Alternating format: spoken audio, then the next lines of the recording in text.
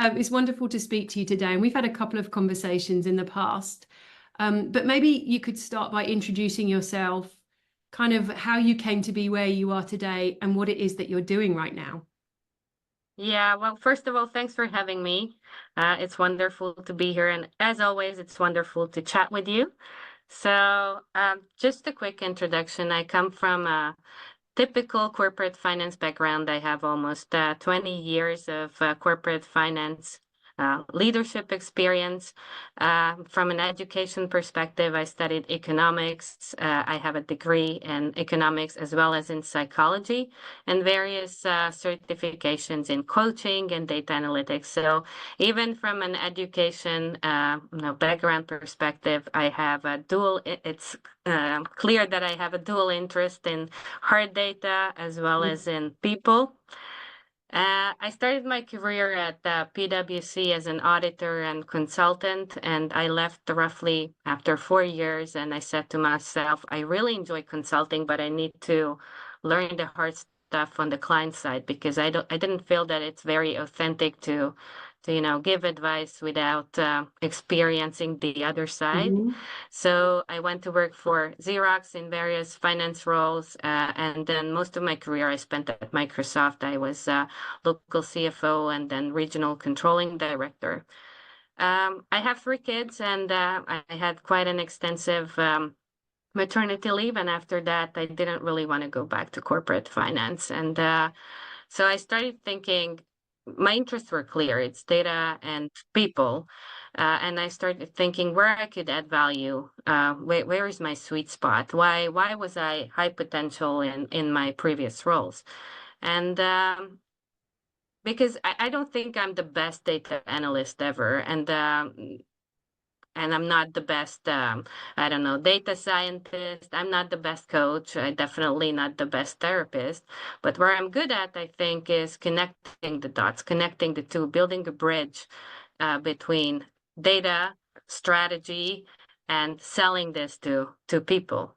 So why is that? Is that's why I was successful, I think, in the finance transition that we just talked about before recording in Microsoft. When I arrived at Microsoft as a CFO, the finance team was a typical admin finance team, so focusing on operational tasks like accounting, payroll, admin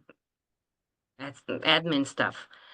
And my main task was to drive the finance team and transition lead this transition to becoming a real strategic business partner. And that not only meant outsourcing the core finance operations, but also building up a controlling team and upskilling the controlling team to become impactful. So not only doing the number crunching for all the rhythm of the business reviews and the budget cycles, but also delivering actionable business insights and selling that to a business. It was a huge change management process that not only meant change within the finance team, but also meant change within the stakeholders or managing the stakeholders' expectations. So we sat down with Esther, who happens to be my friend and ex-colleague. She used to be the HR director and then regional HR director at Microsoft. She has also OD consulting background, and she really, I think it's not an exaggeration to say that she is really an HR AI expert. So we sat down like 1.5 years ago and started this discussion how we could team up and bring value to companies, and that's how Hybridge was founded a year ago. And just recently, we had our first anniversary, and we did a quick review about our past year and what we would want to do differently in the next coming year. And we were discussing if somebody looks at our company or looks at us, how would somebody be able to summarize what we do? And we agreed that we need to be better in explaining why we have the three, let's say, solution or departments: people analytics, HR strategy alignment, and HR AI technology as Microsoft partners. And we came up with the idea that we are like augmenters. Augmenters in a sense that mentors, we are like business consultants helping HR teams to be successful in the AI age. And tackling this opportunity to become a real strategic partner. And augmenter in a sense that we don't only work on a project basis. So we offer subscription type of expertise to our clients because we think that upskilling does not necessarily mean that you have to become a full-blown data analyst, for example, as an HR expert, in order to become data literate as an HR team. It can mean that you outsource this. And I think, by the way, it's also a little bit more beneficial from a bias management perspective as well, because we have this outsider view on everything that is happening within a company. So this is how we define ourselves. We are augmenters and we are hybrids. So building a bridge between data and the present to the future and helping HR teams to be successful. So. That's fascinating. And we met over a specific piece of work that you were working on at the time. And I know that this is a concept that you're still exploring. And this is about the continued interest in understanding the risk of automation on occupations. Could you expand a bit more about what you've been doing there? Yeah, absolutely. So the whole idea came from a tender that we were invited to, where the main task would have been to assess the impact of generative AI on two specific roles, sorry, yeah. On the task level and give an assessment of the HR strategy implications. That was pretty much it, how clear the the tender was. But in order to participate in the tender, we had to work out the whole concept. So we put together basically a framework of how to tackle this buzz around AI from a job role level and as an HR professional. So the idea really is to first of all, I think it's not rocket science. As I said many times, it's not boiling the ocean. It's not an intergalactic war plan that you need to put together. It's only a very structured approach that really helps HR teams and HR professionals to find a way in the information jungle, and the hype that's around AI today. So the idea that we start with the job analysis. It's a typical job analysis, deconstructing the critical jobs into tasks, and then defining or identifying the most important AI use cases on the task level. Based on that, we would also give an estimation of the potential efficiency gain if that use case is implemented, as well as an assessment on the primary skill change. So just to give you an example, for example, in a data analyst role, one use case could be that Excel is doing, or Data IQ is doing the predictive modeling. So it's not the routine and very well structured tasks would be done by Excel or Power BI, or let it be whatever it is. What is remaining is really what you do with these insights that are delivered automatically by Excel or whichever tool it is. How do you sell that to the business? How do you make it actionable and insightful? So the primary skill from being able to clean the data, structure the data, doing all the arithmetics and the statistics behind it turns to being able to strategically position the findings that come out from this analytics. That's just a very simple let's say, example, but there are hundreds of these like that. So on the use case level, on the task level, we define the primary skill. And then, of course, we're going to aggregate that on the role level. as an aggregation, it would be clear how to reprofile the job, whether we are looking for a more senior person than today or a less senior person than today. What would be the efficiency gain on the total role level? To what extent generative AI is impacting that role? Is it more than 20%, or is it within that 20% scope, that magic 20% that HR Yeah. leaders usually use as a rule of thumb? If it's below, then it's you don't need to recontract, for example.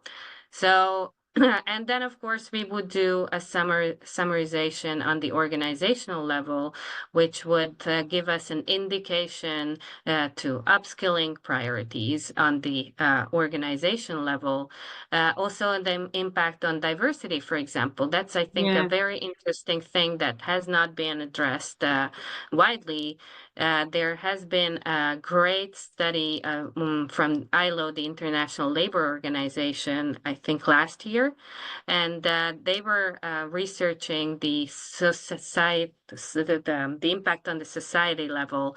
I'm not able to say this right in English. Societal impact of generative AI, and they said that since those roles are going to be impacted mostly by automation that are, let's say, highly routine and repetitive and data-driven, the so-called clerical roles, Yeah. where women in general are overrepresented. Yeah. So on the society level, women going to be hit hard, not again, Mm. but Proper. by AI and automation, exactly.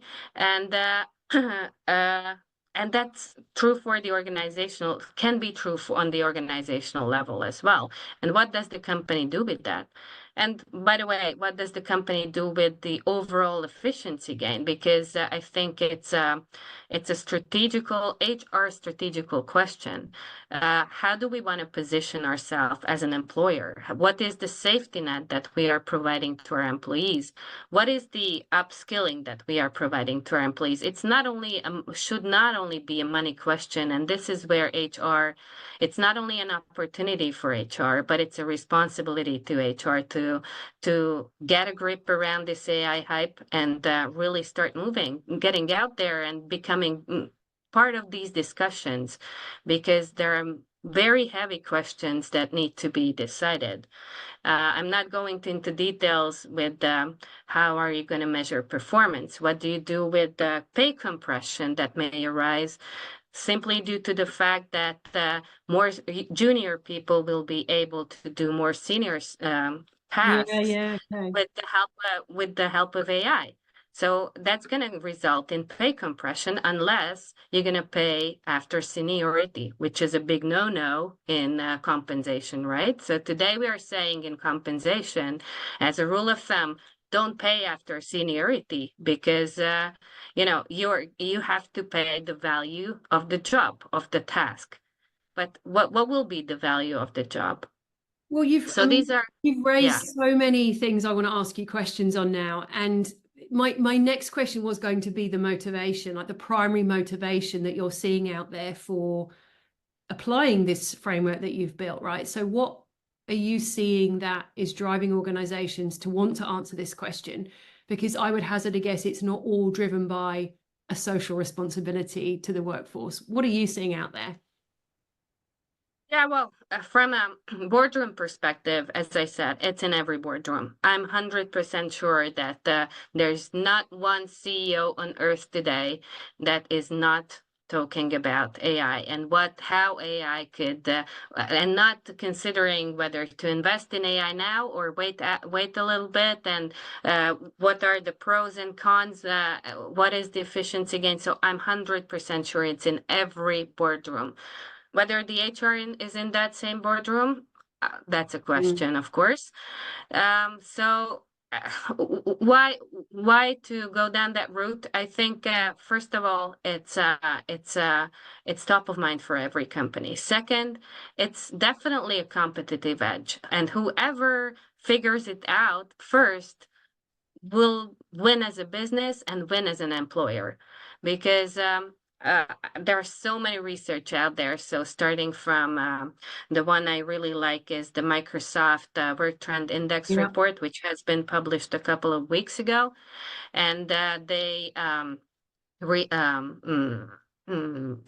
researched 33,000 employees throughout the world and found that more than 40, I think it was 54%. So the majority of people would prefer an employer where AI is allowed and it's supported not only as a tool, but also as an upskilling opportunity. So it's became part of the EVP. It's a must. You need to do something with it.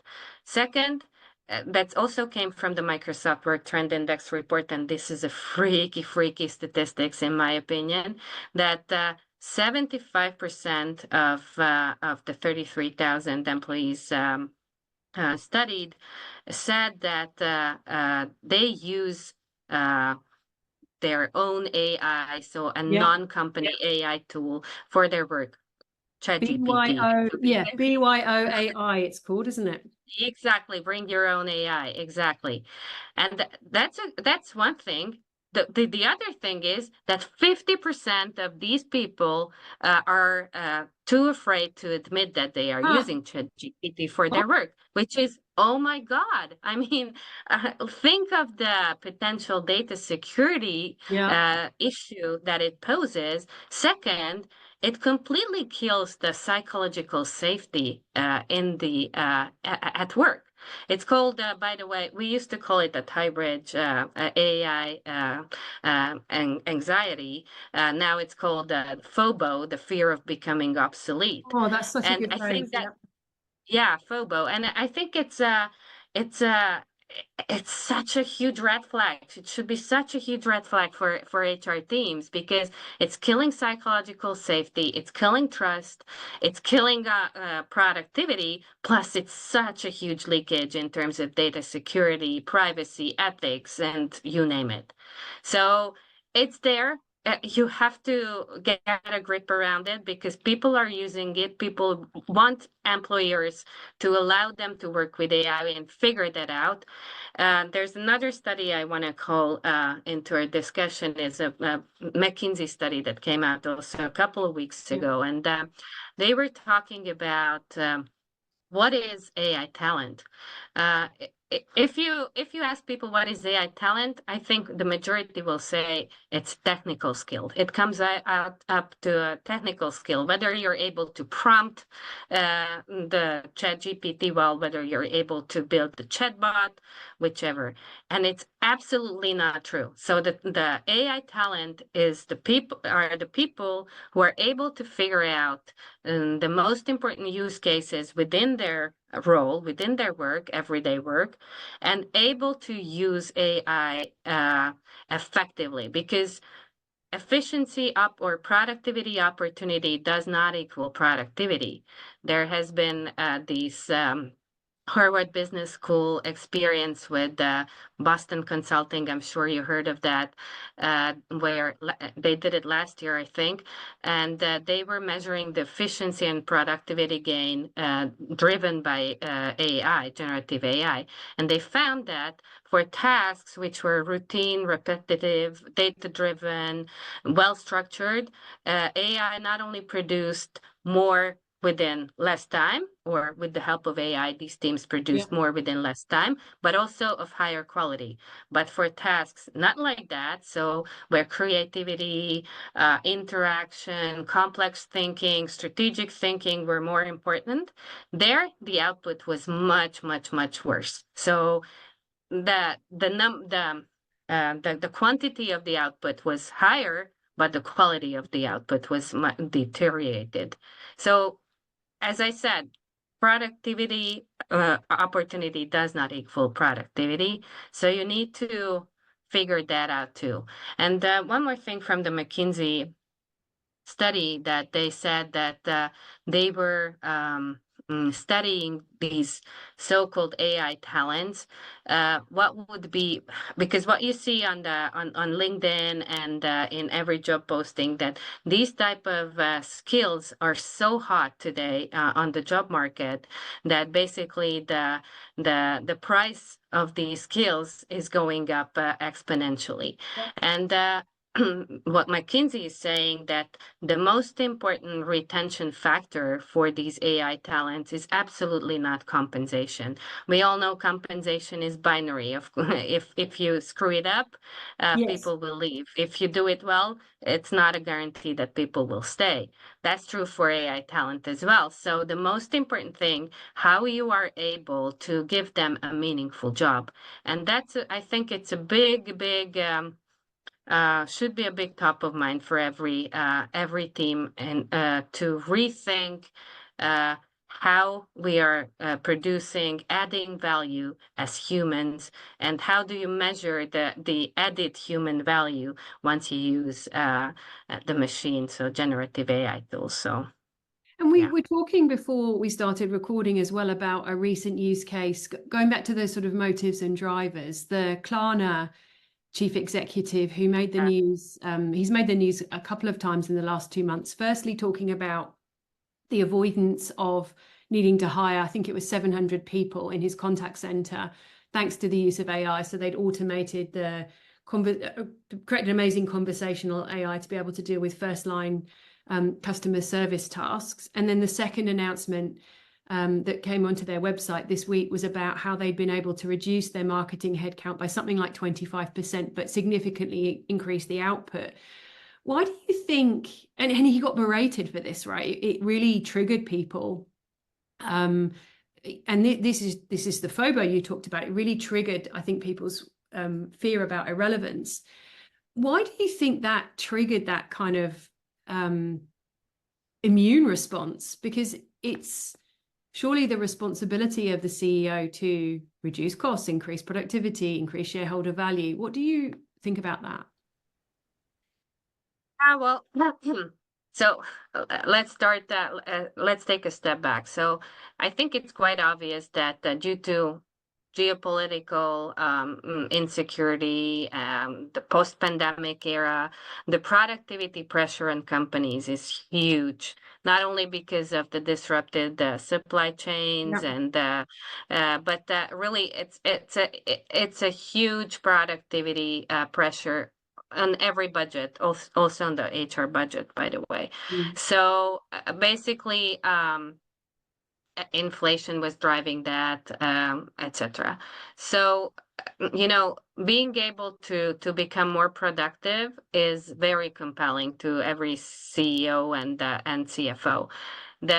Plus, there are so many uncertainties, not only about AI, but in terms of sustainability, in terms of geopolitical pressures, in terms of the many elections that are going on throughout the world, that being able to run more productively is super compelling. It's more compelling than ever. That's one thing. The second, as an employer, I think what we discussed prior to be recording is you have the responsibility to provide some kind of a safety net to your employees. What kind of a safety net? That's up to you to decide. That's should be part of your employer brand. And as, for example, we talked about the quote, how you need to renegotiate the operational contract with your employers. Yeah, and That should be social part and of. psychological, right? We talked about the Yeah, psychological contract. Yeah. exactly. It's how, for example, during the pandemic, people didn't lose their jobs. They were allowed to work from home. Yeah. It's very similar discussion today, that how do you want to position yourself as an employer for this transitional period? And transitional is another, I think, key factor in this discussion. That I usually say that it's like a storming, norming, forming, performing phase of every change management, and we are in the storming phase. So there are so many things. There's such a big hype, and you shouldn't overreact to neither extent. However, I think being overprotective is also not a very good approach. Yesterday, I saw Max Bloomberg posting about that on LinkedIn, and I really like that the other extreme that I'm seeing within HR teams or companies, that they say, "Oh, AI will not take your job. It's just a tool. It's going to make you more effective. Yeah. It's augmentation, not automation. Let's not mix the two," and blah blah blah. But that's really bullshit, to be honest. That's not true. It's going to take many jobs for sure. We don't know how many. We don't know which jobs. But we need to start this discussion and be open about it. That you need to upskill. You need to take ownership of your own job security. We're going to secure your job to some extent, but for that, and that's the operational contract that needs to be renegotiated. In order for you to be able to keep your job, you need to upskill. Upskilling, reskilling is something that should be top of mind for everyone today. So it's not Happy Friday or Learning Friday. It's happy every day or learning every day, because it's the information is coming out so rapidly that it's hard to keep up. But this is where who will stay on the bus and who will need to get off is going to be the deciding factor. I don't know if you have seen the movie Hidden Figures. I have. I love it. It's one of my favorites. Me too. I love it. And there's a part when Dorothy is showing the team the new IBM 7060 data processing machine. Huge, yeah. Yeah, exactly. The mainframe. And she says it's capable of doing 24,000 multiplications per second. And then the team, the mathematicians, exactly, who are doing the computing, they are saying, "Holy Moses, that's a lot. That's lightning fast. We're never going to make it work." And what she says is important. Well, it will run eventually. And when it does, we have to know how to program it, unless you better be out of the job. Yeah. And then the team says, no, I don't want to be out of the job.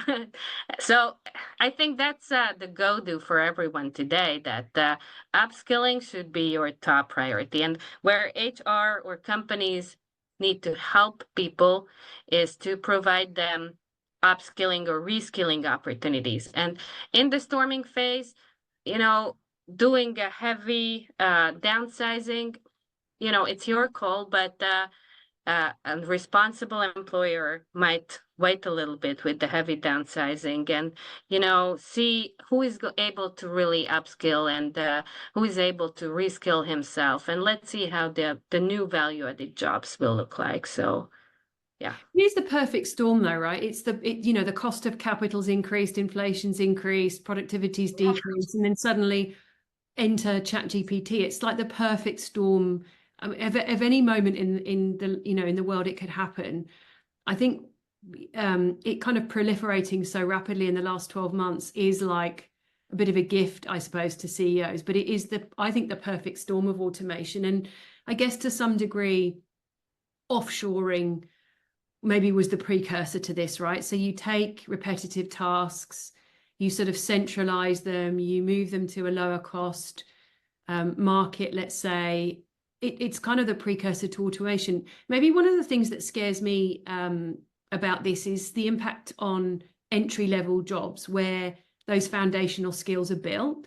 Now, I don't know about you, but some of my first jobs were like waitressing, and I worked in this British retail store, like in my hometown, where I had rude customers and all of those kind of things. And, if the contact center is now automated and we buy everything online, like what happens to young people's ability to just gain foundational skills and experiences that will set them up for the possibilities. I mean, I don't know if you have an opinion on that, but that's one of the things I think that scares me about the future of work.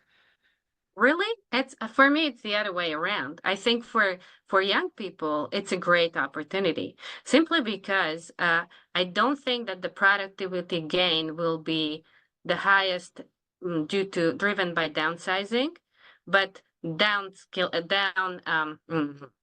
grading, downgrading, exactly. So they I think there will be much more opportunity to enter the job market and create more value with less skills. Another McKinsey study was, or not, Stanford study was about that it's even measurable today.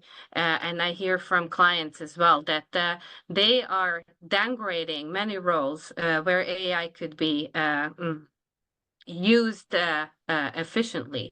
So I think for them, it's a great opportunity to, let's say, to pursue more responsible tasks earlier. My fear is rather on the older and more senior, less flexible generation, and more senior in terms of experience, because the part of the value of their seniority will be automated like this by ChatGPT, and they would need to, upskill very rapidly, which they might or might not be able to do. So I think for younger generations, big question mark, I agree with you, is how it impacts the career tracks. So how is so that's great that they are able to enter rapidly into a more responsible role on the entry level, but how are they going to proceed? But I think that's up to the future to decide. But I'm more, let's say, concerned about our age generation who are far from being retired, have quite a big seniority, like 20 years at the labor market. That's something, and part of these 20 years can be made obsolete like this by ChatGPT. Claudine in our team has a theory about this as well, and her hypothesis is that in some companies, some of these leaders are the blockers to things like AI adoption or tool adoption, because suddenly their irrelevance is accelerated, right? And her hypothesis is that are there sort of senior people making very self-protective decisions? It's all anecdotal, right? But you can imagine your empire being eroded overnight, because imagine in your own role, right? In your past role, in a senior finance role, suddenly having half of your team automated, it's not going to have an insurmountable impact on your ego as well. Yeah. Yeah, I agree. I agree that this might be the fear of the unknown. It's always there, and it's a big, let's say, blocker in every sense. It's a big blocker in people analytics for HR because for it's independently from AI, but going down the data route, it's very similar as marketing did a couple of years ago. I agree. Who cares about CEO, SEO analytics? Yeah. And that's bullshit. Let's be creative, and that's our most important task. And boom, it changed like from one day to another. This will happen with HR as well, by the way, but they look at it today as an exotic animal. So it's like, oh, nice, but no. It might bite. It might bite. It's true. It really might bite, because there's some other research come out looking at the risk of automation to the HR profession. So it's kind of ready to bite us by the looks of things. Maybe I would love to ask you now some of maybe your predictions or maybe hopes, let's say. So on the optimistic side, what are your predictions and hopes? And then we'll maybe go to the more pessimistic side in just a second. Yeah. Well, first of all, I'm fascinated by technology. So one of my high hopes is that it will help to solve so many problems of humanity faster, starting from the climate issues to healthcare. My mom, unfortunately, suffers from cancer, and unfortunately, I don't think she's going to be able to harness the benefits of AI for her curing. But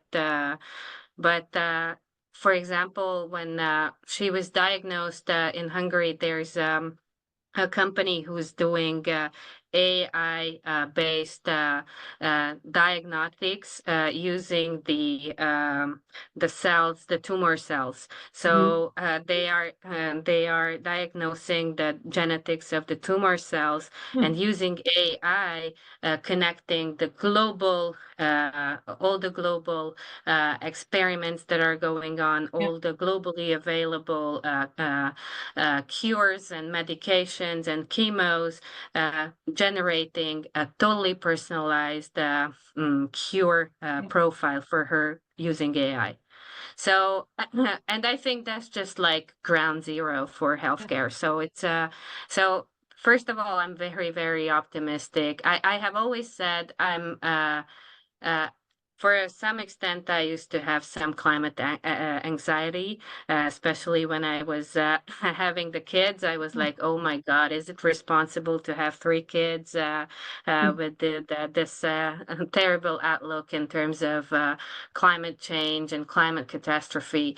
And I always said that, it's people, we are not going to solve it because we are the basic motivation for people is simply different, and it's so egoistic, and we would need to collaborate, and it's not going to work. I mean, it's got the situation is going to be so severe when collaboration will be a better option that it's the point of no return.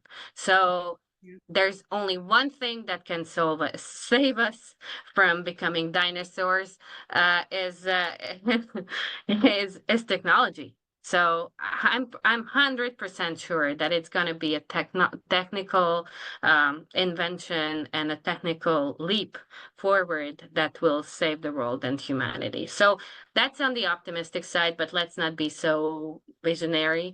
On the company level, I think the biggest benefit is really to get rid of the routine and these Shit jobs. totally boring, shitty things that need to be done. At least for me, those are absolutely non-motivational. And so I have a slight ADHD, and for me, having to do these kind of stuff is like, okay, tomorrow maybe, but I'm always trying to get rid of these kind of stuff. So that's great. So for me, that's a fantastic opportunity. The other, as it frees up time, and if the employers are responsible, it might open the opportunity to give back time, because people are so much under time pressure and having to juggle with 10,000 tasks at a time. And it's not necessarily the 4-day work week, because that might not be the the holy grail. But the work flexibility, or how I am using my time, because I wouldn't care if Friday was off. Probably I would be working Fridays, but being able to work until 2 o'clock every day and not later, or being able to take ownership of my time schedule to, let's say, 30% at least, because 70% I'm doing interactive stuff, so I'm dependent on others. That would be absolutely super. So, and plus, in every change, there is the opportunity to come out better as it was. So if we figure out how this would be, and it's up to every individual, I think, how it can make my life easier, my life better, my work better, then it must be better. So it's like there's no other option. So that's on me. That's me on the optimistic side.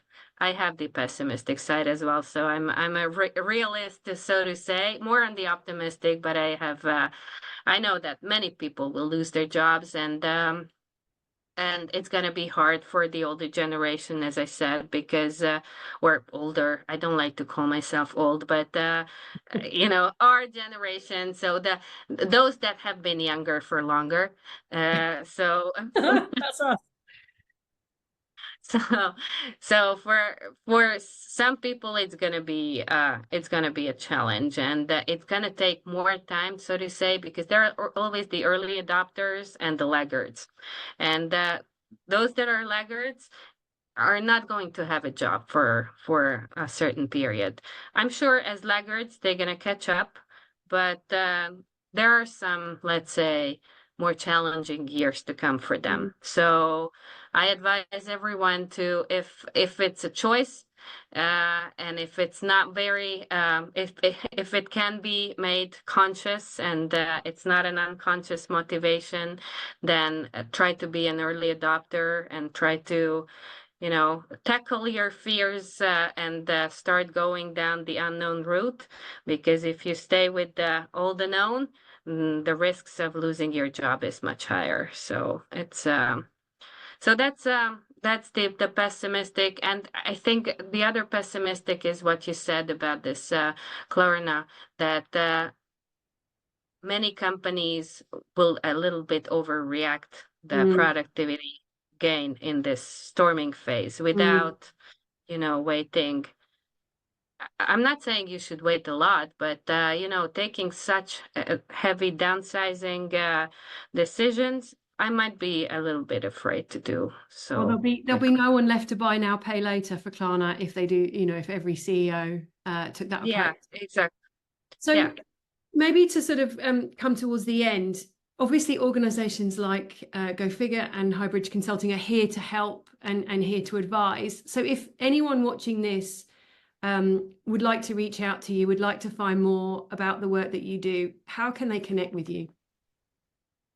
On LinkedIn, I'm always available. I love to chat, and I'm usually active um, in chats and over LinkedIn as well. So on LinkedIn, everybody can find me. Um, Drop me an email, and I'm super happy to chat. I think it's when we chat, it's many things are getting clearer. So when even if you think that you have a very strong opinion about something, when you put it into a discussion, more questions and more perspectives are going to come out of it, and it helps everyone, I think. So, yeah. Fantastic. Well, I've thoroughly enjoyed this conversation. Let's do it again. And thank you Yay. so much for joining me. Thank you. Thank you, Helena.